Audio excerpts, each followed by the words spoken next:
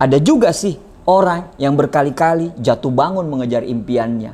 Akhirnya dia di titik yang sudah jenuh, bahkan di tingkat trauma. Dengar kata motivasi atau dengar kata impian aja, dia udah enek, bahkan sampai mau muntah.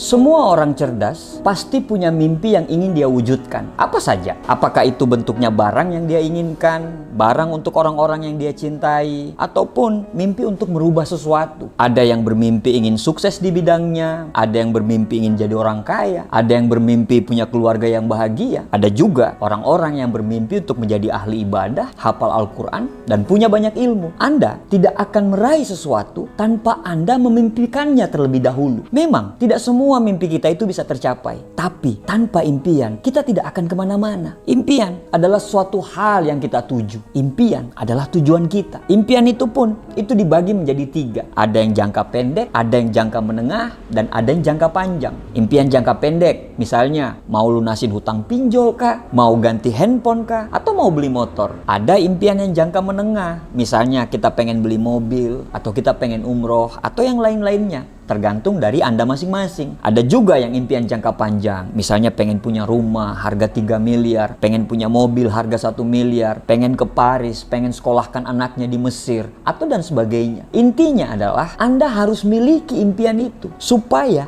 impian itulah yang menggerakkan tangan, pikiran, dan hati kita supaya terus bergerak maju.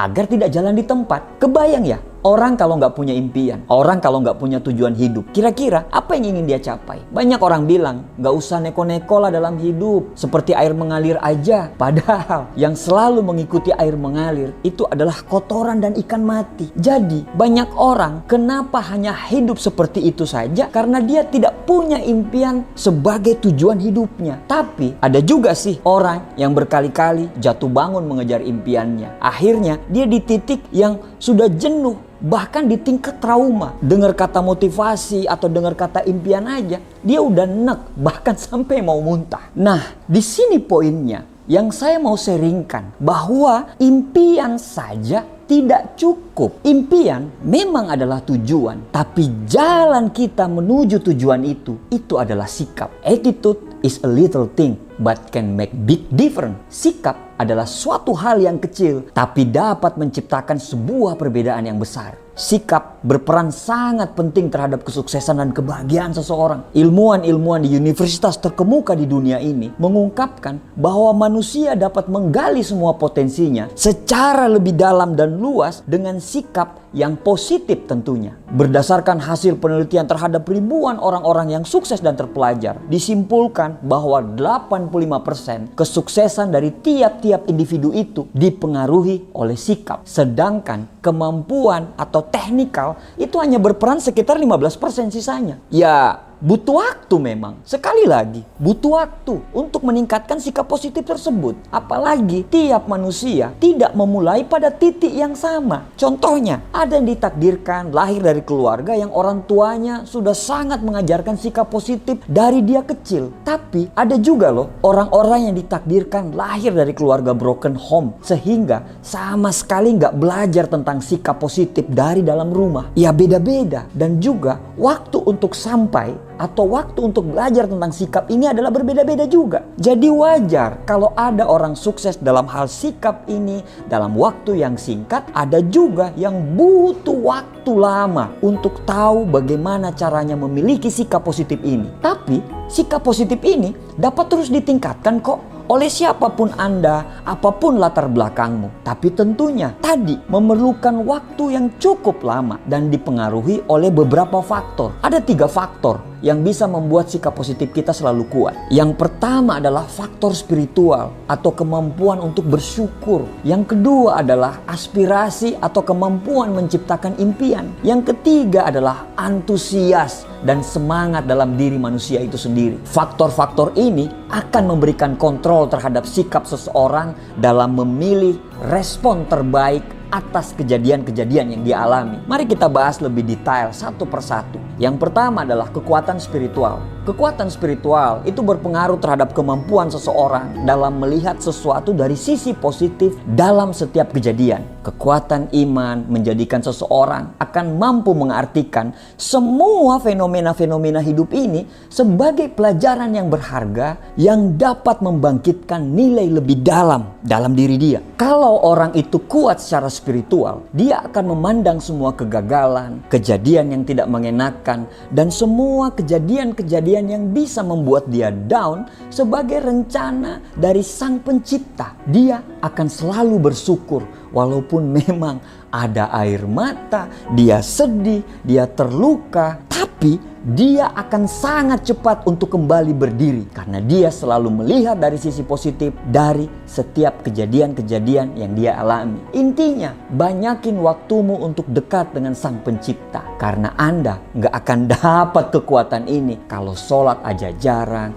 dan masih melakukan hal-hal yang Allah tidak sukai. Yang kedua, sikap kita juga dipengaruhi oleh impian kita. Seseorang yang selalu bisa memperbaharui impian-impian dia, itu akan cenderung bersikap berani, rajin, percaya diri, dan lebih bersikap positif terhadap segala sesuatu. Impian yang besar akan berusaha mengadaptasikan sikap mereka menjadi penuh tenggang rasa, penuh rasa jujur, penuh rasa hormat, tegas, inisiatif, berjiwa besar, dan lain sebagainya. Orang yang mempunyai impian akan selalu dapat mengendalikan sikap dan pikiran dia. Makanya, letakkan satu standar yang tinggi sehingga semua potensi kita dapat kita tingkatkan. William Faulkner, seorang novelis peraih hadiah Nobel, mengatakan, mimpikanlah dan bidiklah selalu lebih tinggi daripada yang Anda sanggup. Jangan hanya bercita-cita lebih baik daripada pendahulu atau sesama kita. Cobalah untuk lebih baik dari diri kita sendiri. Selain kekuatan spiritual dan kekuatan impian tadi, ada yang ketiga dan ini tidak kalah pentingnya, yaitu